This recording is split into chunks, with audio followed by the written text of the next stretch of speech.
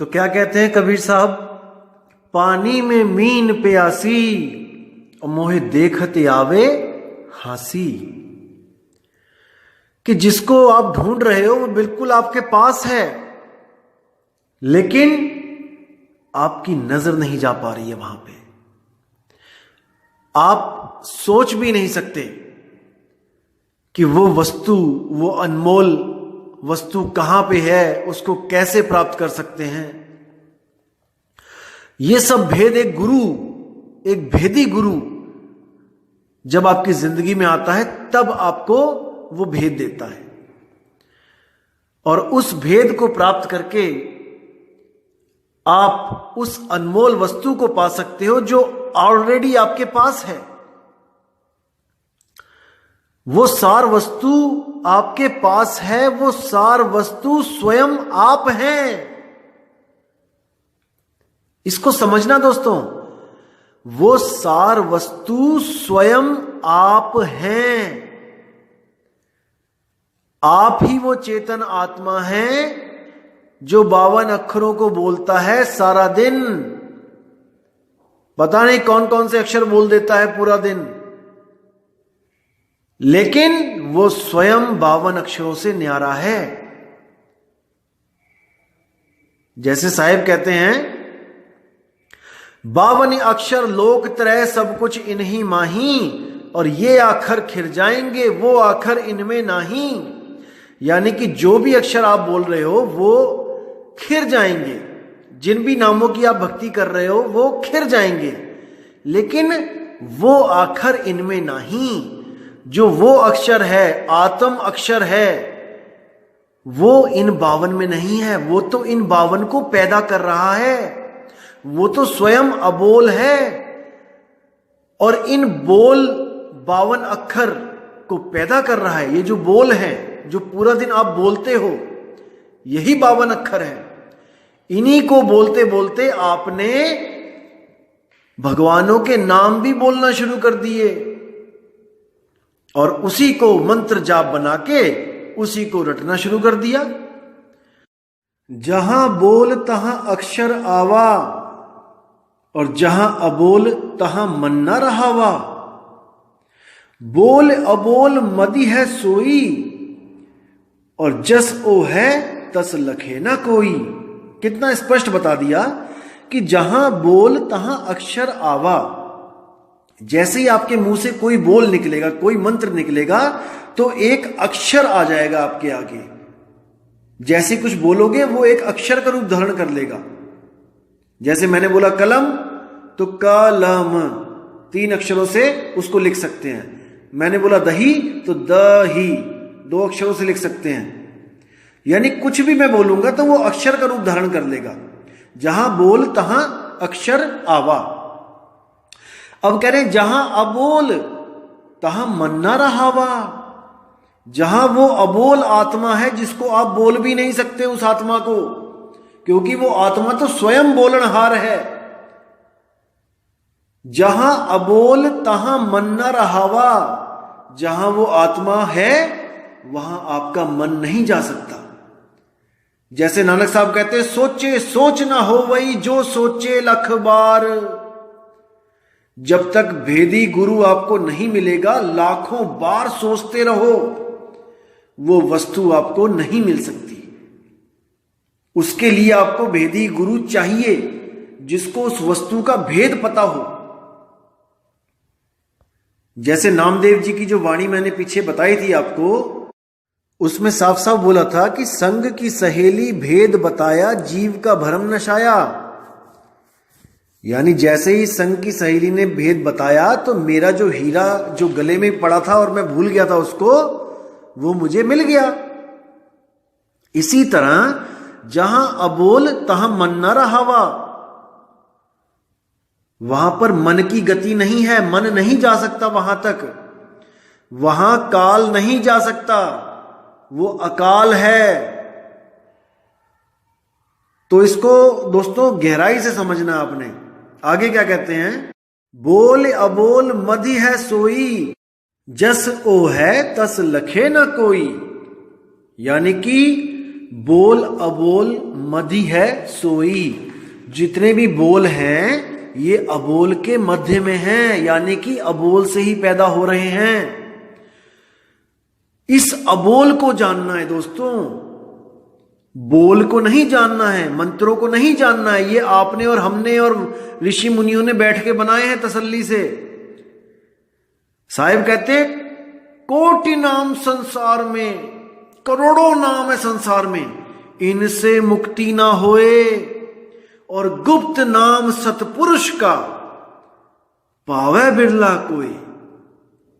अब सतपुरुष भी एक नाम है, लेकिन साहिब कहते हैं सतपुरुष भी नहीं, सतपुरुष का भी एक नाम है जो गुप्त है।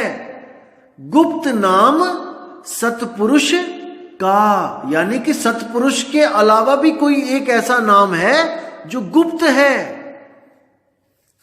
वो है अबोल नाम, अकह नाम, अनामी नाम, नियक्षर नाम।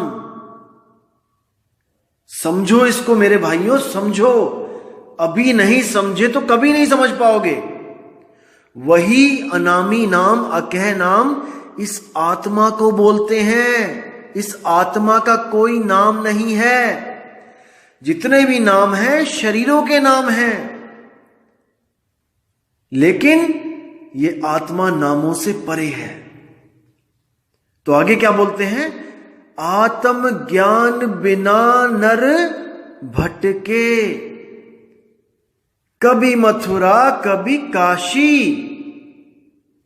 इस भजन में बोला है आत्म ज्ञान बिना सब झूठा, क्या काबा क्या काशी। मतलब एक ही है दोनों का, कि आत्म ज्ञान के अलावा अगर आपको कोई भी ज्ञान बताया जा रहा है दोस्तों, वो झूठ है, उसको त्याग दो। कभी काबा कभी काशी, कभी काबा भाग रहे हैं, कभी काशी भाग रहे हैं, कभी मंदिर भाग रहे हैं, कभी मस्जिद भाग रहे हैं, कभी गुरुद्वारा भाग रहे हैं, कभी किसी गुरु के पास भाग रहे हैं, कभी किसी गुरु की शरण में जा रहे हैं, कभी कहीं पे डंडे खा रहे हैं, कभी कहीं पे झगड़ा कर रहे हैं, कभी कहीं पे गोलियां चल रही हैं। दोस्तों हमें आत्मज्ञान चाहिए था, हम कहां उलझ के रह गए। इतना कुछ होने के बाद भी आत्मज्ञान के नाम पे जीरो हैं हम अभी भी। क्या फायदा हुआ इतना बलिदान देने का, इतने कष्ट सहने का? जो मूल ज्ञान है वो तो है ही नहीं। तो साहिब कह रहे आत्म ज्ञान बिना सब झूठा, क्या काबा क्या काशी। मेरे भाई वो गुरु धारण कर ले जो तुझे आत्म ज्ञान करवा दे, क्योंकि आत्मा ही वो शब्द है जो समय से पार है। समय उसका कुछ नहीं बिगाड़ सकता। समय मतलब काल, जो भी समय की हद में आ गया वो काल के मुंह में चला गया। इसीलिए कहा जाता है जब तक ना चीन्होगे आत्म तब तक ना मिली है परमात्म। जब तक तुम अपनी आत्मा को नहीं चीन्होगे, तुम्हें यह ज्ञान नहीं होगा कि मैं एक आत्मा हूं, मैं आत्मदेव हूं, मेरी जन्म और मेरी मृत्यु नहीं होती, मैं जन्म मरण से न्यारा हूं, लेकिन मैं भूल के कारण इस दुनिया में आया और जन्म मरण के चक्कर में पड़ गया। इसको समझो मेरे भाइयों, यही मूल ज्ञान है। घर में धरी वस्तु नहीं सूझे। कितनी प्यारी, कितनी गहरी बात है यहां पे। देखो कितना क्लियर कर दिया साहिब ने, बात ही खत्म कर दी। अब कई लोग कहते हैं जो वस्तु मेरे पास है वो पूरे ब्रह्मांड में नहीं है। देखो उन अज्ञानियों को क्या बोल रहे हैं साहिब, घर में धरी वस्तु नहीं सूझे, बाहर ढूंढन जासी।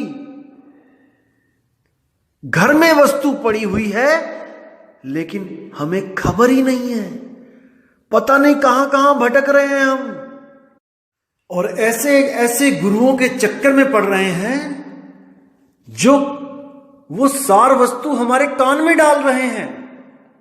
देखो कितनी बड़ी हमारी फूटी किस्मत है जो ऐसे ऐसे संत पड़े हैं यहां पे, जो हमारी वस्तु जो हमारे घर में पड़ी है वो नहीं लखा सकते क्योंकि उनको भेद ही नहीं पता है, और भरमाने के लिए हमारे सिर पे हाथ रख के कान में वस्तु डाल रहे हैं। देखो कितनी बड़ी दुविधा है, कितने फूटे भाग हैं उन जीवों के जो ऐसे ऐसे गुरुओं की शरण में बैठे हैं और सोच रहे हैं कि हमारे गुरु के पास वो वस्तु है जो पूरे ब्रह्मांड में नहीं है। अंत समय में उन हंसों के साथ जो होगा दोस्तों, उसको सोच के रूह कांप जाती है। वो सहज अवस्था में प्राण नहीं त्याग पाएंगे क्योंकि उनको वस्तु का पता ही नहीं है। जब वो वस्तु मिलती है दोस्तों, तो आप निर्भय पद को प्राप्त हो जाते हो और आप अपने शरीर को ऐसे उतार के रख देते हो जैसे हम आम जिंदगी में कपड़े उतार के साइड रख देते हैं। ऐसे अपने शरीर को आप मौत के वक्त उतार के साइड रख दोगे। आंखें खुली होंगी और सुरती मालिक के साथ जुड़ी होगी, सुरती अपने स्वरूप के साथ जुड़ी होगी। अब क्या करना है फिर? बस सहजता के साथ इस शरीर को उतार के साइड में रख देना है। जब मौत आएगी, इसको बड़ी सहजता से इसको छोड़ना है। जैसे हम कपड़े आराम से उतारते हैं और आराम से साइड में रख देते हैं, ऐसे ही आराम से बैठे बैठे और अपने स्वरूप को प्राप्त हो जाना है। मोक्ष, मुक्ति, कुछ नहीं करना। अरे ना कहीं जाना ना कहीं आना, आपे में आप समाना हो। ये मूल ज्ञान है कबीर साहब का, इसको समझो मेरे भाइयों। आगे क्या कहते हैं? अब कहते हैं मृग के नाभि माह कस्तूरी। वाह, कि मृग की नाभि में ही कस्तूरी है, पर बन बन खोजत जासी।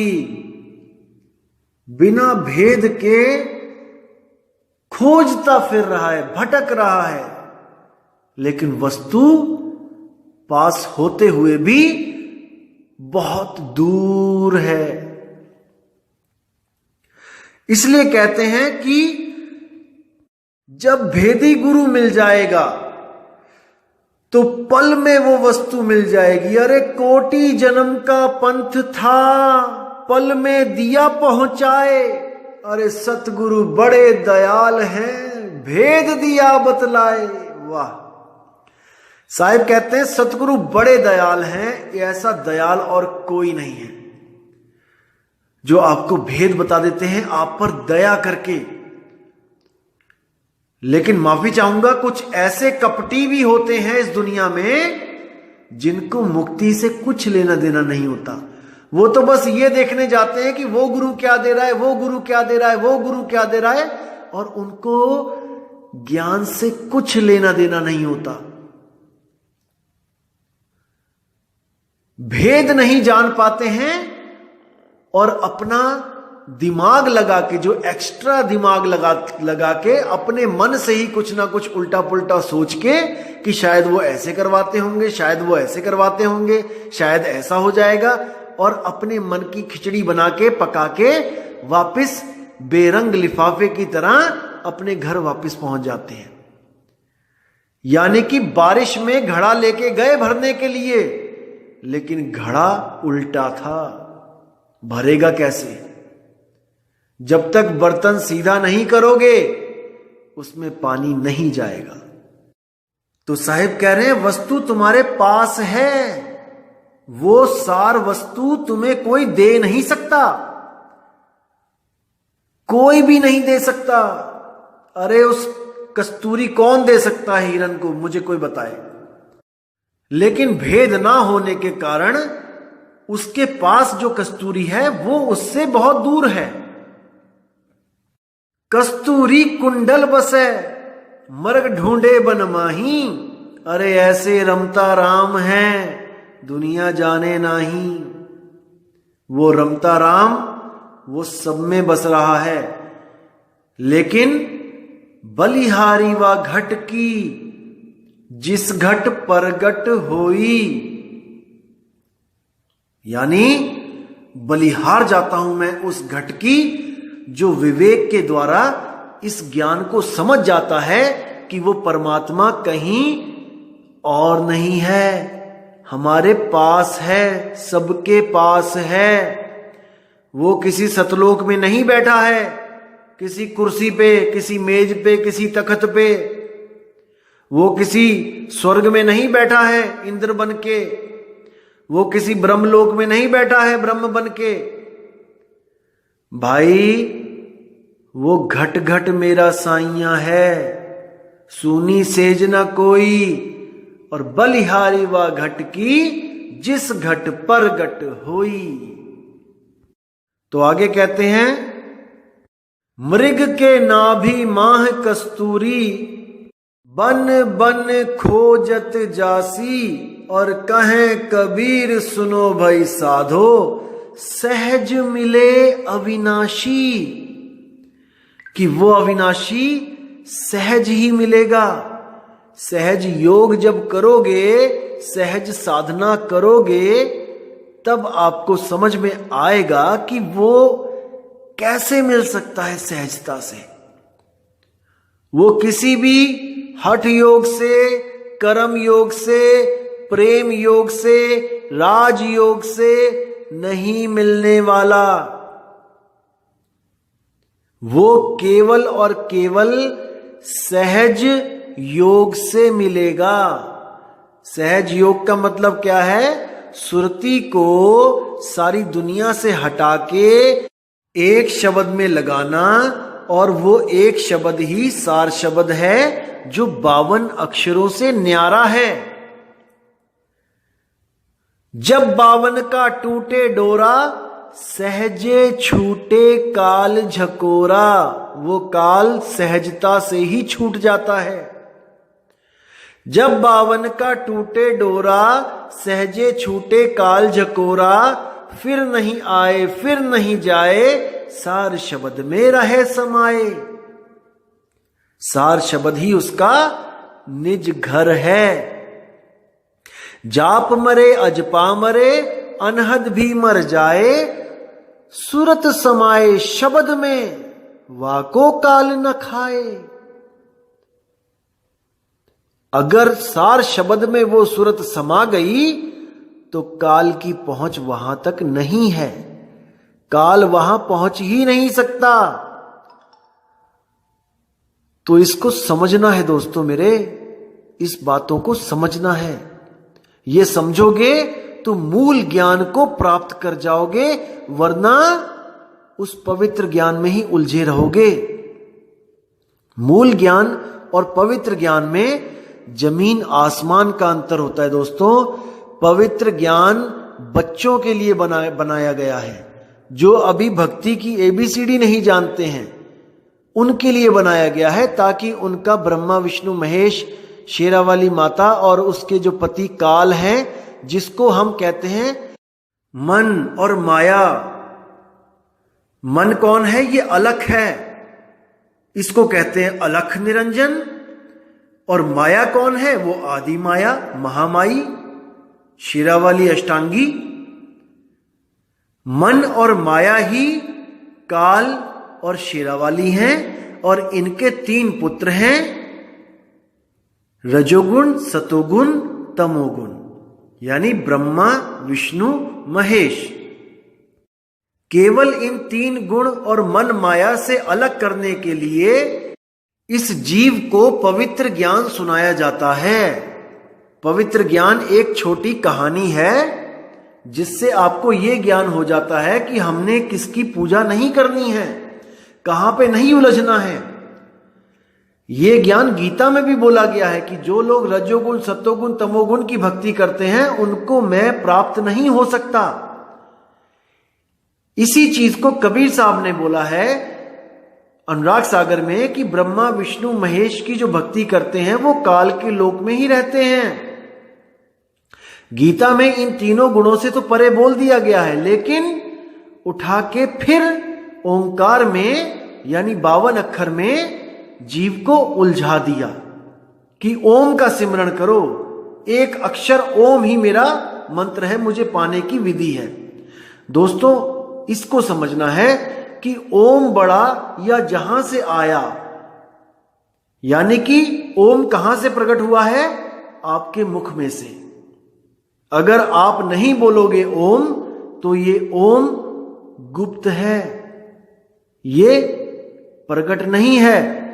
अब आप इसको बोलोगे ओम, और आपने इसको प्रकट करके उसको एक मंत्र का रूप दे दिया। अब आप हो अबोल आत्मा, उस अबोल आत्मा ने बोला ओम,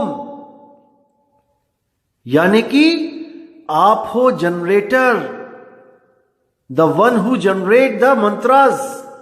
और ओम क्या है? Om is the only mantra created by the soul. तो हमने यह देखना है कि क्रिएटर बड़ा है कि क्रिएशन बड़ी है। बस इसको समझना है कि क्रिएटर बड़ा है कि क्रिएशन बड़ी है। आपने ओम को पैदा किया जब 52 अक्षरों की उत्पत्ति हो चुकी थी। जब 52 अक्षर भी पैदा नहीं हुए थे तब कोई मंत्र नहीं था। कोई कितना ही चीख चीख के क्यों ना बोले कि ये आदि मंत्र है, ये आदि मंत्र है। अरे भाई, जब इंसान आदि मानव था, जानवरों को मार के पेट भरता था, तब कौन सा मंत्र था? ये तो किसी ऋषि मुनि ने इन अक्षरों का आविष्कार किया होगा, विवेक द्वारा उसको बनाए होंगे अक्षर, तब जाके उसने कोई मंत्र बनाया होगा कि भाई ये मंत्र है, इसको मानेंगे हम।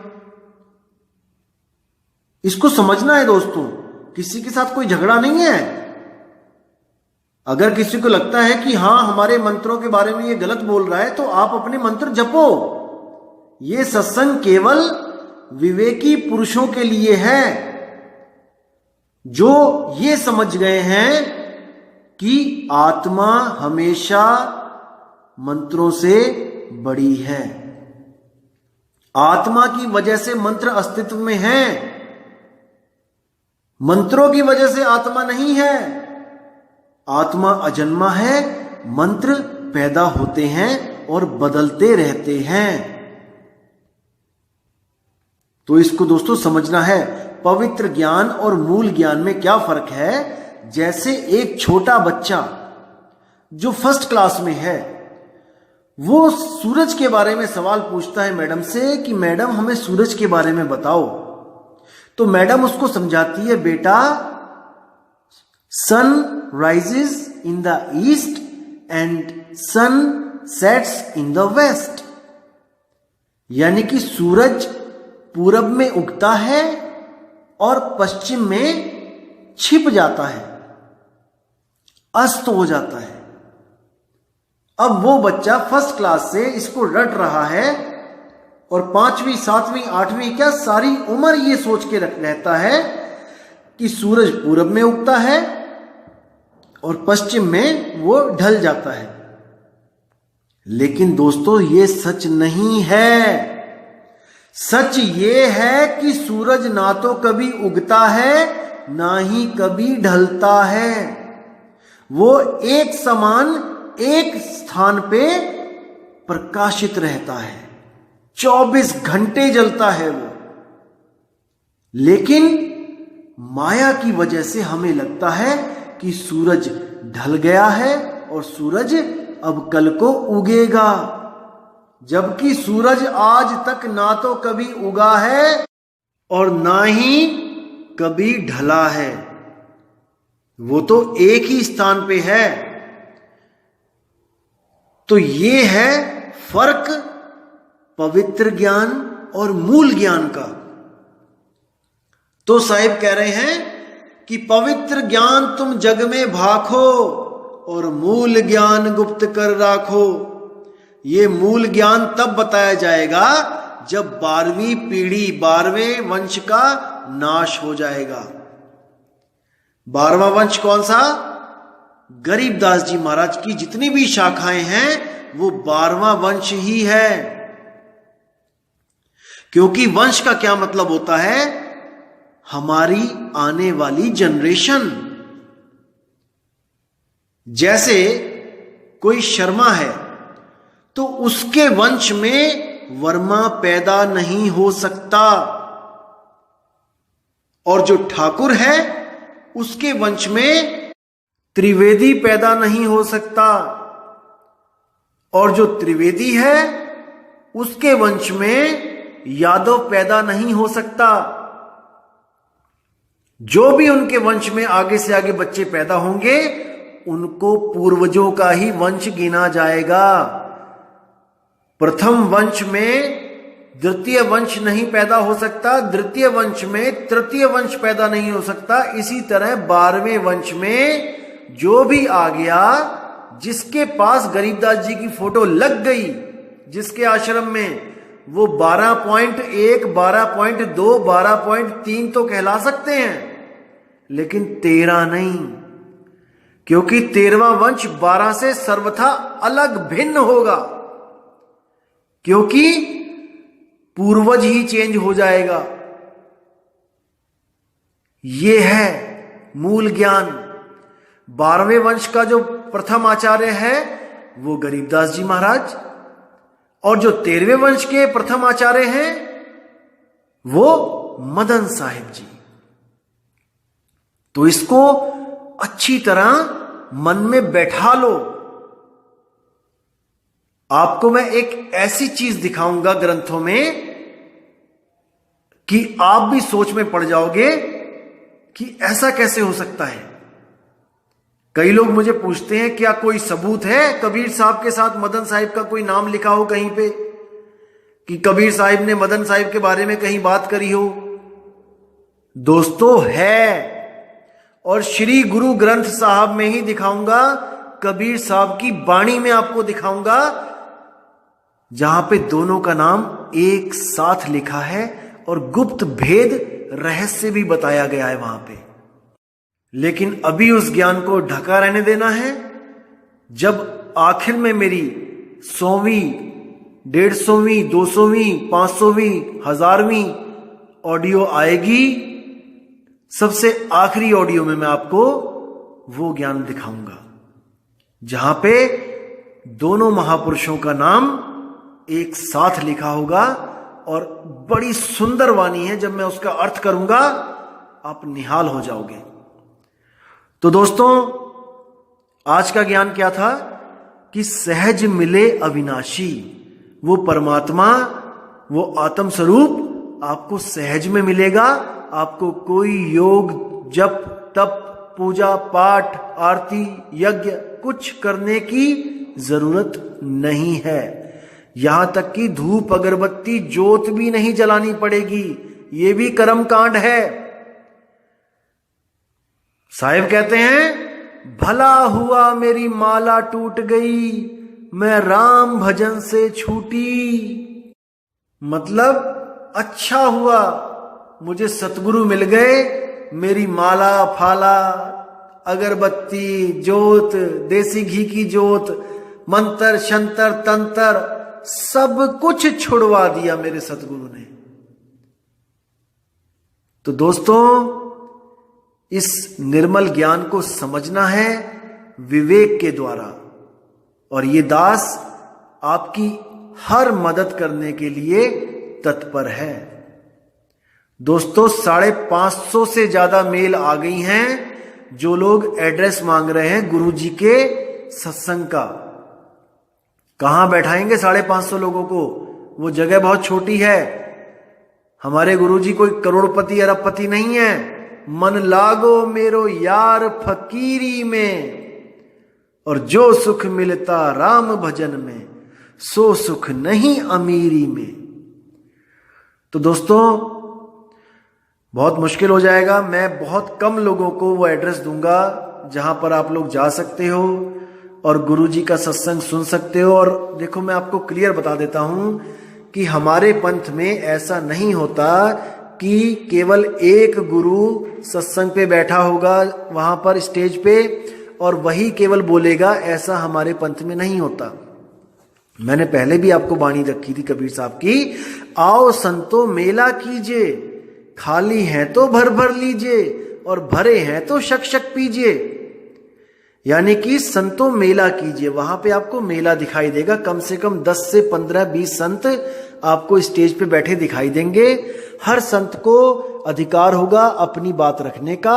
वाणियों के द्वारा आपको वो समझाएंगे और आपने निर्णय करना है वाणियों को सुन के कि कौन संत कहां की महिमा गा रहा है और किस शब्द का वो भेदी है। समझ रहे हैं? वहां पर ऐसा नहीं है कि आप किसी पंथ में जाके देखो तो वहां पे एक ही गुरु होता है, वो कभी दूसरे गुरु को इनवाइट तक नहीं करता है कि भाई मैं भी परमात्मा का प्रचार कर रहा हूं, आप भी परमात्मा का प्रचार कर रहे हो और परमात्मा एक है, आओ आज मेरी गद्दी पे आप बैठ के सत्संग करो। दोस्तों, ऐसा कोई नहीं मिलेगा आपको। ये सब गुरु जो बैठे हुए हैं ना अपनी अपनी दुकानों पे, ये सब चौधरी बने हुए हैं। इनको दूसरा चौधरी नहीं चाहिए अपनी गद्दी पे। ये स्वयं परमात्मा बन के बैठे हैं कि जो मैं हूं वो कोई भी नहीं है, और बातें करेंगे कि सब में परमात्मा है। अरे आपने कभी किसी और पंथ वाले गुरु को बुलाया है अपनी गद्दी पे बैठ के वो उसी परमात्मा का गुणगान करे जिसका आप कर रहे हो? अगर परमात्मा एक है तो ये केवल आपको सुनाने के लिए कहते हैं कि परमात्मा एक है। इनके मन भी एक नहीं हुए हैं इन गुरुओं के। चोरी छुपके बीच बीच में टांग खींचते हैं एक दूसरे की कि वो सतगुरु नहीं है, सतगुरु तो हम हैं। हम 5 नाम देते हैं, हम 3 नाम देते हैं, यानी कि अपने आप को भी अलग कर लेते हैं बाकियों से। परमात्मा एक है लेकिन नाम ये 5 देते हैं महाराज जी। अब इनसे कोई पूछने वाला नहीं ना कोई कि जब परमात्मा एक है तो ये 5 नाम क्यों देते हो? जो एक नाम दे रहा है क्या उसका परमात्मा छोटा हो गया क्योंकि एक नाम है, और 5 नाम वाले का परमात्मा बड्डा हो गया, बड्डियां जोता वाला हो गया? तो इस भरम जाल में इन संतों ने उलझा रखा है। असल में ना तो एक नाम, ना 5 नाम, ना 10 नाम, वो तो अनाम है, उसका तो कोई नाम नहीं। और जो उसमें फर्क करता है कि वो 1 और 2 और 3 और 4 में मिलेगा, उसको अभी कुछ पता नहीं। राम कबीरा एक हैं, कहन सुनन में 2, और 2 करके वो जानते जिन्हें सतगुरु मिलाना हो। वो आत्म तत्व एक है, चाहे उसे राम कह लो, चाहे उसे कृष्ण कह लो, चाहे उसे विष्णु कह लो, चाहे उसे ब्रह्मा कह लो, चाहे उसे कुछ भी कह लो, लेकिन हमने आत्म तत्व को जानना है, ना कि शरीरों की पूजा करनी है। राम कृष्ण हनुमान से हमें कोई प्रॉब्लम नहीं है, वो भी आत्म देव हैं, लेकिन वो अपने आत्मा को पहचान नहीं पाए। वो भी किसी ना किसी मंत्र का जाप करके इस दुनिया को अलविदा कह के अपने अपने धाम को चले गए। कहने का ये मतलब है, आप किसी भी गुरु की वाणी उठाओगे, आप किसी की भी वाणी उठाओगे, वहां पर नाम की महिमा मिलेगी, लेकिन वो नाम अनाम है। इसको समझना है दोस्तों, तभी कॉन्सेप्ट क्लियर होंगे। तो दोस्तों, वीडियो ज्यादा लंबी हो गई है आज, और मैं अब आपसे विदा चाहूंगा और उम्मीद करूंगा कि आपको ये समझ में आ रही होंगी मेरी बातें। ये कबीर साहब का मूल ज्ञान है, इसको बहुत ही धैर्य के साथ समझना है। मैं 5 दिन में भी अगर कोई ऑडियो डालता हूं तो आप फिक्र मत करें, मैं कहीं जा नहीं रहा हूं, आपकी सेवा में मैं तत्पर हूं, लगा हुआ हूं, विवेक जगाने में लगा हुआ हूं। लेकिन जिस दिन मैं कुछ नहीं डालता हूं, उस दिन आपने मेरी पिछली ऑडियोज 4-4, 5-5 बार सुननी है, ताकि उसमें से कुछ गहरे रहस्य आपको बार बार पता लगते जाएं। मैं अभी कमेंट चेक कर रहा था, एक भाई ने मुझे क्या बोला कि सॉरी भैया, मैंने आपसे जो पीछे सवाल पूछा था, ये वीडियो मैंने दोबारा जब सुनी तो मेरा वो सवाल कॉन्सेप्ट क्लियर हो गया। तो दोस्तों, आपके सारे कॉन्सेप्ट क्लियर होंगे, एक बार नहीं सुनना है